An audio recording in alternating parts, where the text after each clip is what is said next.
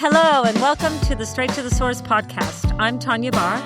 And I'm Lucy Allen, and we're looking forward to taking you straight to the source of the people driving our food and hospitality industry forward. This week, we welcome Chef Anna Polyviou, bold, energetic, and unapologetically herself. Anna opens up about the highs and lows of her career, from international success and television fame to business setbacks, personal struggles, and the life-changing experience of I'm a celebrity, get me out of here. Have a listen. Wonderful to have you in the studio, and we did it. I know, finally. And thank you so much for being so patient. And before we even started this podcast, we started talking about female founders in the food industry, how much we love that and adore that. Well, you seem to be going 1,000 kilometers an hour. So how do you keep up with that? And how are you feeling today? Thank you for coming and just stopping and coming in here and relaxing with us. It's nice to sit on a couch and be able to breathe, first of all. I've always been taught as an apprentice to always have a next job going. And a gentleman by Marcus Moore taught me that. And I've always kept that in mind as an apprentice. And that's Andy North and Marcus Moore were together. They were looking after Hotel Sofitel. George Callenbaris was an apprentice there. Shane Delia. Shannon Bennett was in the restaurant. So a lot of good chefs have come from there. And we always were taught to be very ambitious, train really hard, learn, be sponges, and then have plans ahead. And I think I've done that now, even where I am now in my career. And there's always a new project. And I think for me, what I do is at the end of the night, switch off all gadgets. That's including social media. I think everyone gets really fixated about that. I think it's important for a business, but I don't think you should be on it 24/7. You've got to really keep your mind that it is a working platform and not something that controls your life. Well, when you think about the stepping stone throughout your career, how long have you been cooking? Oh, forever. God, I'm in my mid-40s. I did my apprenticeship when I was 19 because I couldn't get into Sofitel at the start. And then I reapplied, but I went to William Anglis for 2 years, did hospitality management, and then reapplied to get into Hotel Sofitel. Like now it's easy to get an apprenticeship, but back then it wasn't. Like there was assessments and there was, endless people applying over in Melbourne, and it was a really, really good hotel. And we also had the Culinary Academy. So it was a private college within the hotel.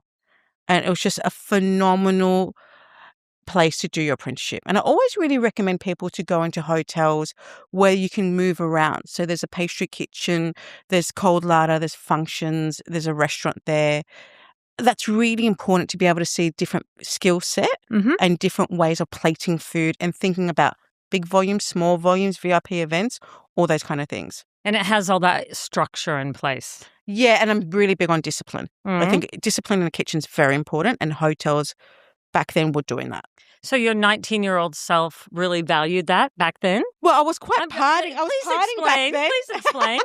So I was partying and having a great time, I realised I was a lesbian, in my 19, which maybe happened when I was younger, but I never knew.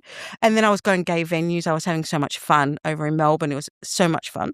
And then I remember they said, Andy North, they were going to kick me out of my apprenticeship because I was too busy partying, having a great time. And I remember Andy going, Polyviou, you beep, beep, beep, beep, work for yourself. You better get your stuff together. And then they were going to kick me out of the hotel. And then there was because you didn't fit the norm, or because you were showing up hungover, or what was the reason? Completely hungover and the rest. I wasn't concentrating. I was a bad apprentice. The worst you could have hired, I was the one for it, right? Is that why you're mentoring now? No, that's why I'm mentoring now. I'm very strict. And then I remember there was a competition. Oh, what was it called? There used to be within the hotels, and there used to be teams of 4. So you do entree, main, dessert. There was someone on pastry. There was a team captain and everything. And I remember they go, well, we're desperate. We need someone in to do pastry. And I was like, I'm not even a pastry chef. I was doing breakfast shifts, hungover and in a really bad state. And anyways, and then they said, well, we're not going to kick her out. We're going to get her to do this competition, then we'll kick her out. But back then I was just like, well, I can't go into a competition and be embarrassed.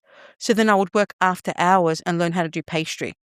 And then that's how I got into it. And then I started really loving pastry. And then that changed my life around. We didn't win. We came second. I was very devastated. But after that, and I remember my mum saying, you've got to learn how to lose before you learn how to win. Because you need to understand the feeling of not being able to achieve something And then when you do achieve eventually, how that feeling feels as well. It makes you hungry. Oh, 100%. Mm. And, and after that, I started winning all the competitions and stuff. But that got me to love pastry. And I stopped partying so much and started investing all my time and energy into work. And I loved it. I love pastry. I love cooking. I think about food all the time.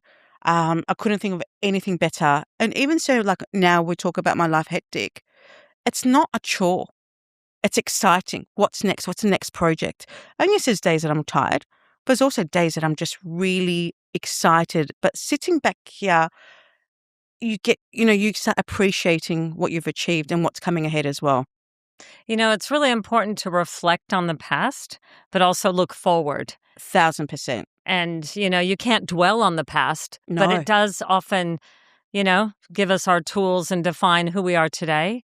And it makes us think about who we want to be going forward. And there's never once when someone goes to me, is there anything you would change? I would change not even a single thing. Is that right? Yeah, never. I never regret anything. I never turn around and say, well, I wish I'd done this. I think that there's life lessons. And I think that's really important. So if you wanted to kind of encapsulate it in just a really short few sentences, you were in the hotels first, but then you were at Bathers as well. Yes. Well, I got a scholarship, Best Apprentice in Victoria. And then that got me a scholarship over to the UK. So then I tried to get into Claridge's Hotel and I couldn't get in there, and then eventually got in. And then I won Best Dessert in the UK, and I was the only female. I was the youngest. I was a commie, and everyone were executive chefs and head chefs. And what's really interesting is everyone's like, and I remember a friend of mine saying, it's not the best person that wins a competition, it's the best organized.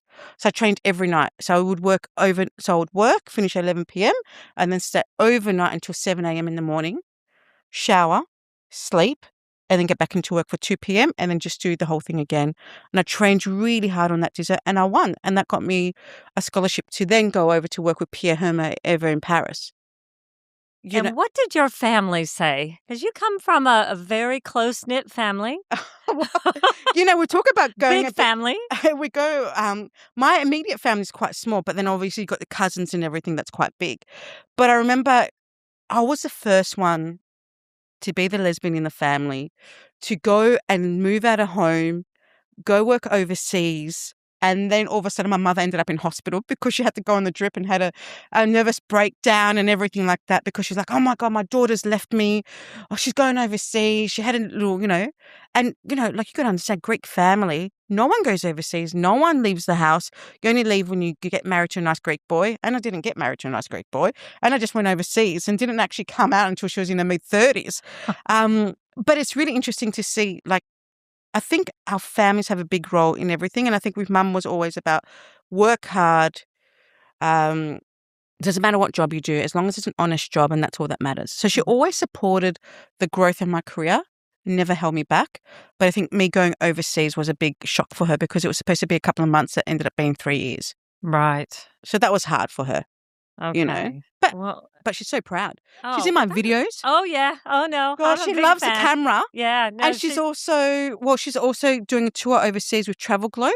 Oh, is she? It's a sold out event. So are you going along as well? Are you going to join her? Well, I'm hosting it, but she's kind of taking over. So we're going together. So we're hosting it together. And it's 28 people that are paid to come along to Greece with us. Oh, that sounds fabulous. Oh, she's so excited. I should book in. She is changing the menu. Can I just say, I wrote the menu. She's changed it up. Well, she is your mother. I know, but who do I listen to? Do I listen to what's in here or do I listen to my mother? Obviously, mother's going to win no matter what. Absolutely. Oh, that's fantastic. It's interesting because she, that unconditional love is there because, as a mother, but, you're not always prepared for what might be coming your way. And sounds like she wasn't quite prepared for that, but now she's kind of settled in and leaned into it. Oh, 100%. And she always was. Even so, she had a little meltdown when I left. She was always very supportive and nurturing the growth of the success. And she always said to me, I'm always really proud of my child. I've always told you to be a good person and also just go out and just chase your dreams. And she's been really good with myself and my brother as well. I mean, my brother's an accountant, a bit different, but then you got me as well. But he's been in the industry. He used to work for Spotless Catering. Oh, okay. So he was at MCG there, and so met all the great chefs that were coming from there back in the day, and did the corporate boxes, So he understands that hospitality space as well. And are you guys close? Yeah, well, I think closer now because he's got the kids. So he's got my niece and nephew that I absolutely love and adore. Mm-hmm. And I think that's really brought us closer, And we're going to Vegas actually just next week for his 50th birthday. Well, it's interesting because you are bigger than life. I mean, we see you on socials, we see you on the telly, we, follow you, and it's just wonderful. It's energizing. It's so energizing. And, you come across as being fearless and entering these competitions at such a young age. What scares you, Anna? I still shit my dacks. Do you? I still get scared and stuff, like I really, really do. And I just think I've got great people around me. Obviously, Michaela and Felicity have been with me for, let's say, Felicity will kill me if I don't get the numbers right. She's been with me for 15 years. I think Michaela's been with me for 12 years. So my girls are like a really big, big part of my life. And what do they do? So Felicity is currently waiting for, obviously going to work at the Brighton Hotel. Mm-hmm. That's by the Oscar group, and she's going to be looking after the hotel, and then we're also opening up the patisserie store downstairs. And originally they approached me to look after the store downstairs, but I wanted the hotel as well, so we're going to do two. And I think it's really important for Felicity to have that space. So even so she works with me, she'll be also in charge of a space herself. And then Michaela's off making cakes and everything, but then comes and works with me as well. So we do, like, for example, F1, Grand Prix. Obviously, we travel all around the world, around Australia with the Gemma Group. Then we talk about, the Ambani family over in India that we work with as well. Oh, yes. So there's a lot of projects. And then obviously when brands come to us as well, we then activate different requests that they request as well. And is this something that you dreamt of?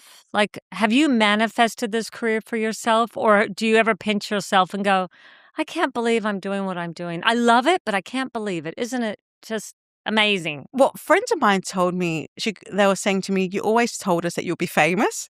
I said, I would never say that. It's a bit, like whatever. And they're like, but you always did say that. When you're working at Bathers Pavilion, when you came back from the UK, you're in there and you said, I will write a cookbook, I will be on TV, and I will be famous. And I said, I did not say that. And they're like, you did.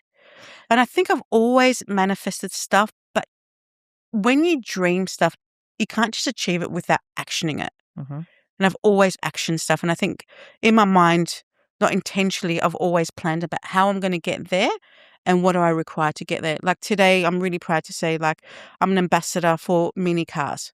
Like, I drive a mini car. I've always dreamt to be an ambassador for a mini because I absolutely love the car. And now I'm an ambassador, and then we talk about, like, I've always wanted to do a tour overseas, and that's happening.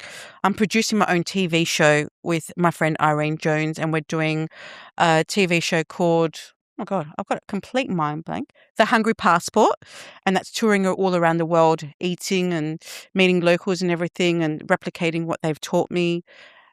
In their homes? In their homes, in their businesses, everything like that. And then we're doing our own podcast as well called The Open Table. Yes. Where I go ahead and I cook for people that come into the space. Mm-hmm. So, God, it's just gone gangbusters. I'm trying to just tell you everything I'm doing, That's what we want to know. We definitely want to know. It's interesting because you see snippets, but it would be really wonderful for our listeners to get a broader picture on, what you're up to and what's coming next. But there could be some misconceptions out there. Is there a misconception about you that you'd like to demystify?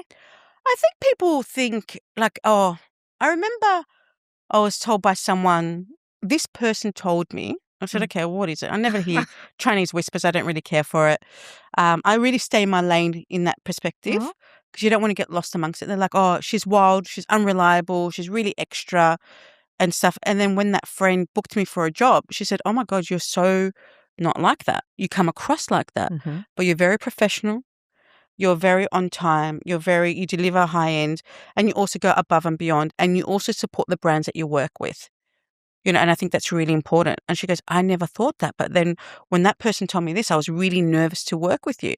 I said, well, until you get to meet me, even so I come, like, I am confident, yes, I'm not shy, but I also care about what I deliver to my audience and also to my clients. That's really important. And I think that's why we're quite busy in that sense because of the fact of above and beyond.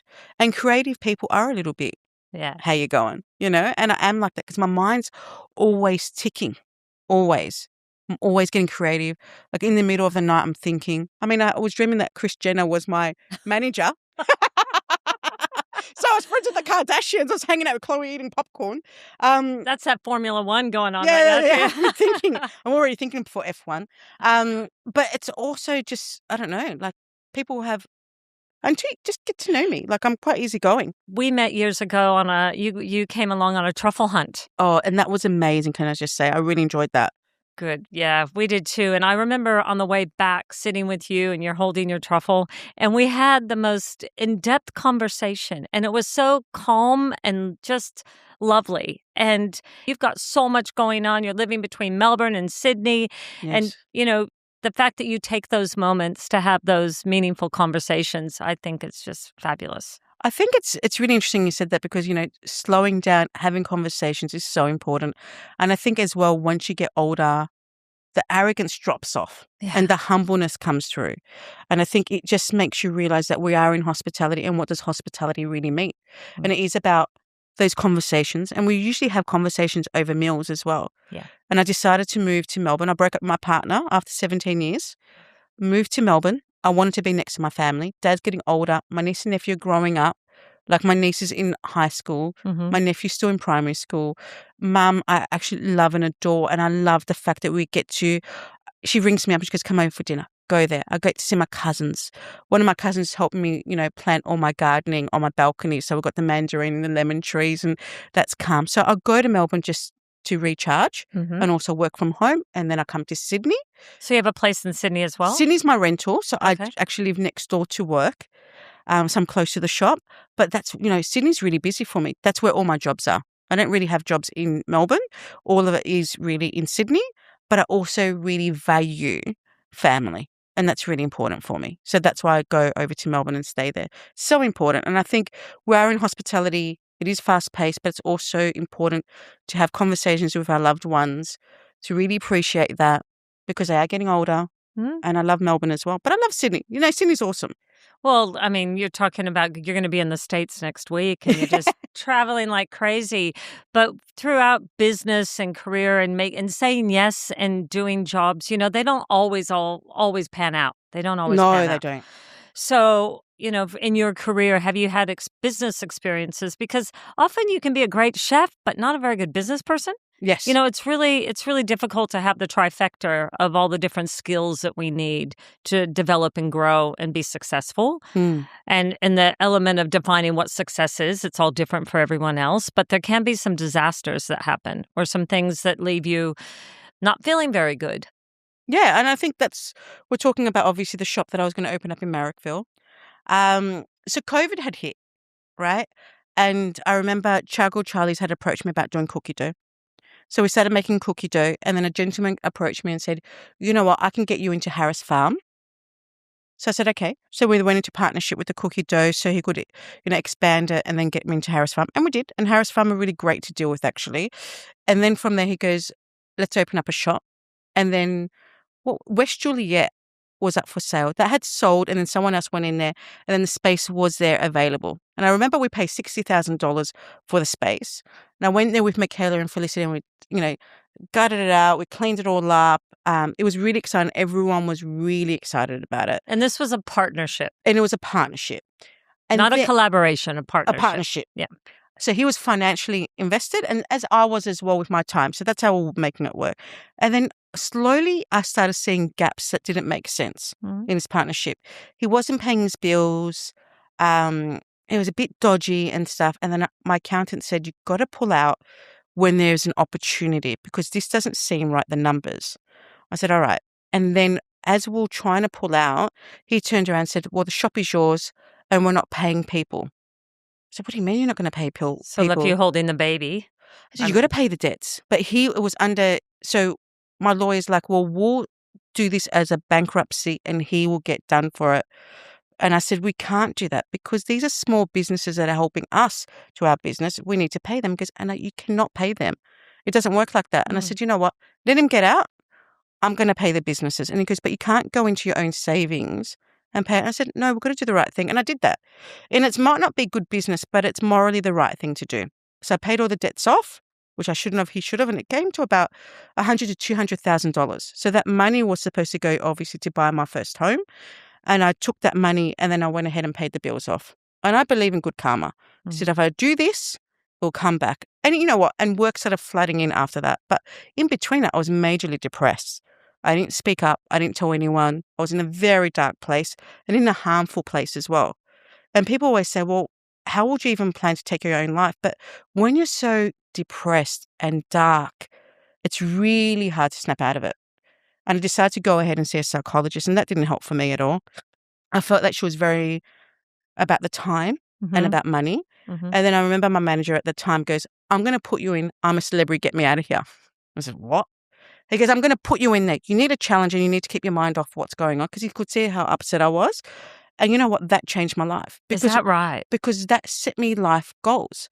So I trained about how to interact with people. I learned about how to put myself in uncomfortable situations. And when I went into the jungle and obviously told the whole world that I was depressed and in that position that I was, it made me appreciate the simple things in life.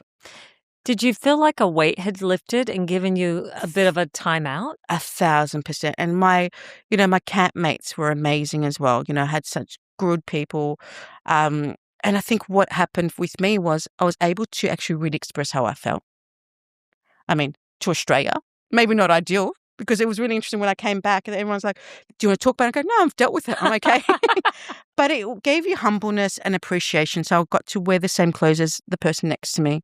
I got to sleep outdoors to make me appreciate the nature. We ate smaller amounts. So it made you, understand that, we are quite greedy with the amount of food that we do eat.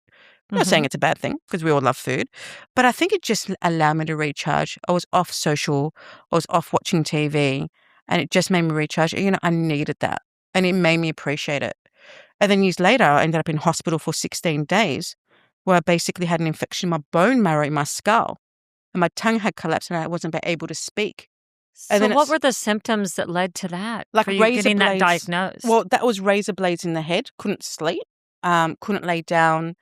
And I was taking Panadol and Nurofen for literally every 2 hours. That it went on for 2 months. And then all of a sudden I woke up and I wasn't able to speak. My tongue had collapsed. So I couldn't swallow, couldn't speak. But the interesting part is 1 minute your life turns where business goes down and you're, let's say, suicidal. And then you go to your other side where it's something that's out of your control, that you're going, oh my God, I haven't finished everything I want in life. So you start then appreciating life more. So there's two different things. And I was just so shocked what was going on here. I said, I love my life. I'm very lucky. That was a learning thing that happened here. And that was miracle. Who cares? Like, there's other opportunities. But God, I love my life. And I love the people around me. And I'm so grateful. And I felt so loved being in hospital, because I ended up being really good friends with my neurosurgeon, Dr. Parrott. She's amazing. But also my friends and family came to visit me. And they didn't bring me flowers. What they actually did do was bought like mask stuff or facial stuff or creams. Things to make you feel good. To make me feel good. And they spent quality time. I was like, this is why we should appreciate life and appreciate the opportunities that we get. And, if it's work or whatever it may be, but how amazing is this? And it's just brilliant. How do you relax? How do you kind of give yourself those little times out, or do you? Well, I'm going to Hawaii on Friday. Oh, yes. After doing Good Food and Wine Show. You're going to be at Waikiki. But the random thing is, I'm going to do Good Food and Wine Show. I'm going to at Hexclad, like I'm doing on their stage. I absolutely love Hexclad. It's a great product that they've got there. I finish up at 3 p.m. I'm going to go home, dump my things, get my suitcases and go straight to the airport. So it's a bit crazy, but I'm just going to take a week of doing nothing. Just really feeling the sand between my toes, having good meals, sit down and eat the meal without rushing to eat. But I do really try and take time out. Like, I know there's crazy days and my days might start from 6 a.m. and finish at 9 p.m. or 10 p.m. But I also remember how to just stop and recharge. That's really, really, really important. Well, you've been on a health journey. Yes. You've been on and I'd love to hear more about that. With Juniper, or just in general? Well, in general. And Juniper, yes. Tell us So what's going on with Juniper. So Juniper is obviously a medical health kit. I don't want to get, or can't really say too much about it. You've got to research it, so get into it. My Juniper, and I'm the ambassador for 12 months. And everyone says when you go into this medical journey, it cuts out the food noise. And we filmed yesterday. I said, I don't want my food noise to be cut out. That is your livelihood. That's my life. That is your passion. And that is, Right? And it's like, well, what's the angle that you want? And I said, well, I want the angle to be that because I'm so busy, I forgot about nutrition and I forgot about eating healthy and about substance. And I was just eating like takeaway, which I normally wouldn't do, this and that. And now I think what Juniper has done is just brought me in, take accountability.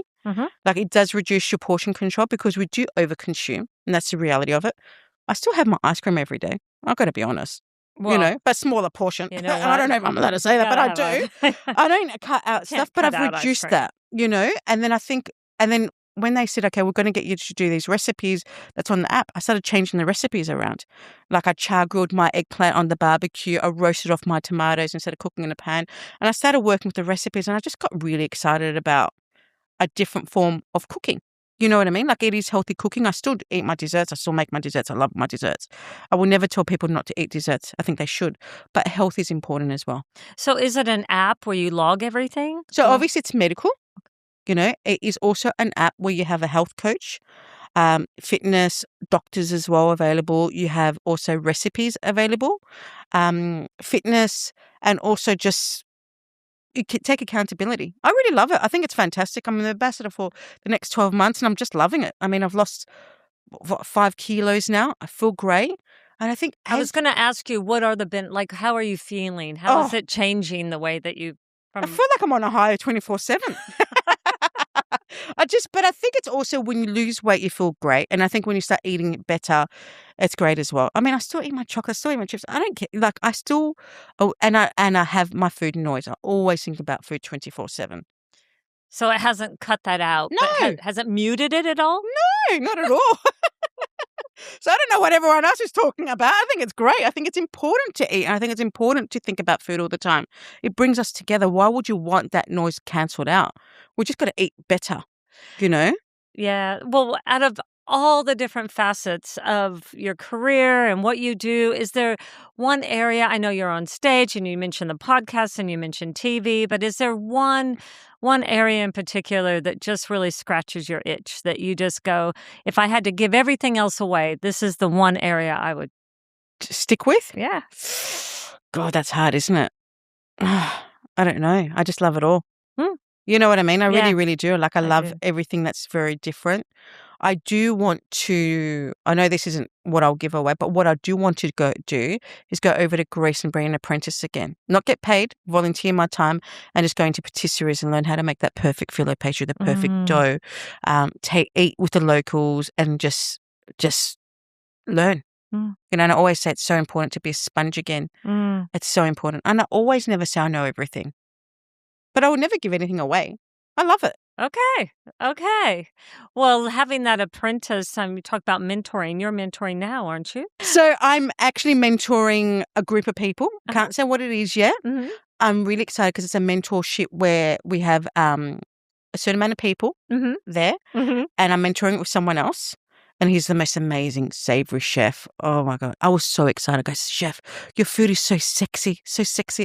And I was just tasting everything. And I was just like, it was fine dining to its tea. And it was just beautiful to watch him cook. And, when we say we mentor other people, I think as you mentor other people, you also learn from other people as well. So we are going to have young apprentices and young trainees. And I'm doing it with another savory chef. And I'm just really excited about it because you go through a journey. So there is a competition at the end of the whole thing, but in between it as well is that they go and, go to different restaurants, they go to a farm, they go get to see different things. And I think that's really exciting. It's so exciting. And it's important. It's so important. And you can never do too much of it. Getting out into nature and going straight to the source. Oh, that's a great name. Oh, check that in there. But no, it's true. And it's just, we never stop learning. No. And looking at the future, what do you see for yourself? Do you see more of the same and just continuing to learn and to be inspired and inspire others? Yeah, I think that's really important to be inspired and continuously learn and evolve. Like it's really interesting because the shop isn't going to be these fancy, crazy desserts that you see from MasterChef and other TV shows. What can we expect from it? Well, it is my surname. So the shop is called Polyviou. And what I'm doing is I'm actually flying my mum and my godmother and all my family members to Sydney, and we're going to cook in the shop. And we're going to develop recipes together. So you can expect my mum's halloumi and the ricotta that she makes. You can expect the pita bread and obviously the biscuits that we make as well. So what it's actually trying to do is we're not looking for this Instagrammable thing that's going to go viral. We're looking for substance. And authenticity? 100%. Like, of course, I'm going to do my own twist to it. Of but course you it's are. going to be a Greek patisserie. And does mother know best than me? I don't know, But it is going to be Greek patisserie in a modern take. I don't think we've got any of that in Australia. We're going to definitely bring it. The team are really excited. We are looking at obviously hiring from overseas as well. A couple of Greeks to come over. And I think that's really important. I really want to bring, it's really trending, the Greek food, isn't it? I think. Oh, yeah, it is. No, Yeah. it definitely is. But also you just going back to your heritage. Yeah. And humbleness, and just cooking great food. And that's all I want to do. And I want every single person that walks into that door to feel special.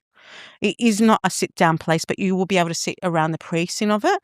But it's a beautiful architectural work. The design's amazing. I worked with a designer called Paul, and he's just phenomenal, and he gets it. But it's slick, it's sexy, and it's delicious. Well, if you can master one skill outside of cooking, what would it be? DJing. I love DJing. You're doing that now. Yeah, but I still haven't mastered it. Okay. But All right. What got kind of tunes? Tell me. I like tunes that people know the music to. Like, everyone loves the 80s. 80s always goes off. I've always been told, play Michael Jackson Thriller. And you know what? It does not get people on the dance floor. But anything AC/DC, In Excess, Madonna, everyone loves to be a virgin, with Madonna, Cyndi Lauper, playing old school tunes and then mixing it with new age stuff. Like, people love to know what they're singing and dancing to. It's lots of fun, right? I love it. And when you're DJing, does that what emotion comes out in you when you're doing it? Do you feel free? Do you feel like I'm always like, how do I get the people on the dance floor? Because that's really important. Because if you don't get people on the dance floor and you're dancing on your own, that's not a good sign. But I also DJ and do desserts at the same time. So I got turntables. So then I could DJ mix, and then I pipe my desserts and then, serve it out. And that's like part of the theatre that we do with the Gemma Group. If people don't know what Gemma Group is, it's a family-run business. It's a catering business. They have Amy Stadium. They've got Combank. They've got a core stadium. We do F1, Live Golf, and other different events as well. But it's usually big activations. So they just let me go ahead and do whatever. So I've DJ'd and done turntables. We've done towers. But I just love DJing. I think it's so much fun. And how old were you when you first got into it? Oh, it's only quite new, actually. Oh, is it? Probably 5 years. Okay. So it's not too long. No. But I've always loved music. And do you play an instrument? I used to be able to play the bouzouki when I was younger and a bass guitar. Okay. But God, do not give me a guitar right now. And drums, I decided I was going to buy an electric drum kit and never used it once. But I had that as well. Because I want to start off a cooking band, There you go. Well, there are some musos in our industry. There's quite a few. Yeah, Colin isn't he? He's a great drummer. Without a doubt, yeah. And I think Manu does it as well, doesn't he? I'm not sure. Well, he could pretend he does. He strikes me as a lead singer kind of guy, but he would love it. Hey, are you up for some quick fire? Yes, please.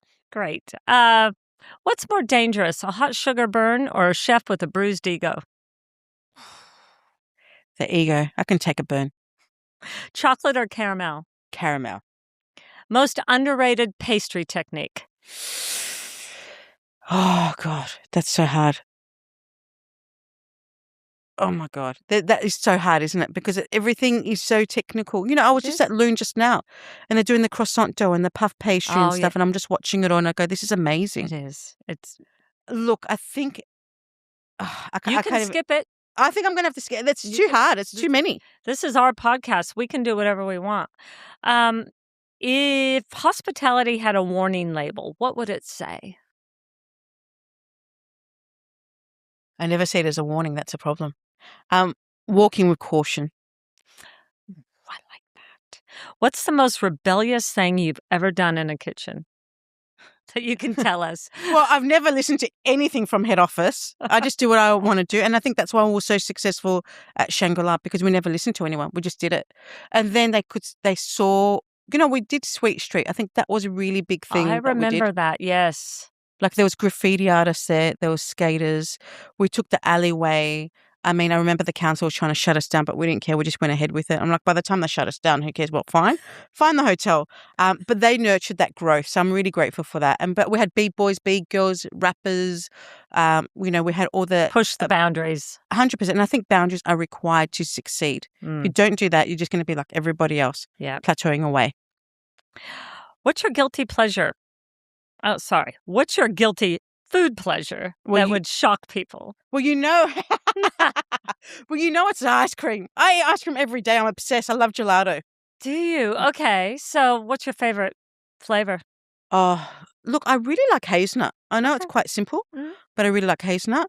I like I do love going to Messina because obviously I'm friends with the boys and seeing what new flavors they're bringing in. But you've got a lot of great ice cream. Mapo gelato is fantastic. The one that they do with Peppy is my favorite. Yeah. It is such good flavors that they do and it's quite pure. I love their stuff. I've got a habit at Messina. I've been down to Victoria to their farm, to the hazelnut farm and their dairy with Donnie. But I go in Messina and I taste as many as I can. I always walk away with vanilla. But people like the classics. It's just the reality of it. There's nowhere to hide. It's just delicious. I love that. Which dessert best describes your personality? I always say it's the Anna's mess. It's this beautiful, elegant dessert that you really don't know how to approach it, but the only way to eat an Anna's mess is to create a mess. If you weren't a chef, what would you be doing?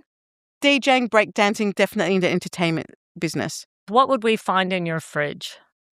Well, I've always got sea salt. That is a must. In the fridge? Well, I wouldn't put it in the fridge, but I do have sea salt. If I'm weighing up stuff and prepping for stuff, I have vanilla pods, but I actually store them into the freezer. Okay. I always have milk, and I drink A2 milk because I feel it's better in my tummy. I always have cream, always have eggs. I always have fromage dauphinoise, triple cream cheese. How can I not? I know I'm the ambassador for them, but it's the best cheese in the whole wide world. I actually got to pick some up when I leave from here today, but that's always in my fridge. Always, because you never know when your guests are going to arrive. No, so you I've don't. always got cheese, I've always got my crackers, and I've always got Queen's paste on hand. And then you're set. My mum's halloumi. I've got ricotta. I've got everything in the fridge. My fridge is always topped up. Oh, mate. Well, I'm coming over to your house. Yeah, please Sounds do. delicious. Which one do you want, Sydney or Melbourne? You can come to either. I'm there. Yeah. Well, I travel between the both, not as frequently as you, but I would love to come. All righty. Well, in closing, is there any last comments you'd like to leave our listeners with? No, I'm just so excited that we're actually able to do this. Me too. I love what you do. You're such a beautiful person, but also such an important part of your business for our industry, and I think we definitely need it. Like that truffle tour, I will never forget that. Do you know what I mean? And the time that you give to the industry is priceless. So thank you so much for your time. Thank you. Thanks, Anna. Thanks for listening in. We really hope you enjoyed the conversation. We would be keen to hear from you. If you have a story to share or a topic that we should dive into, drop us a line. We always love hearing from you.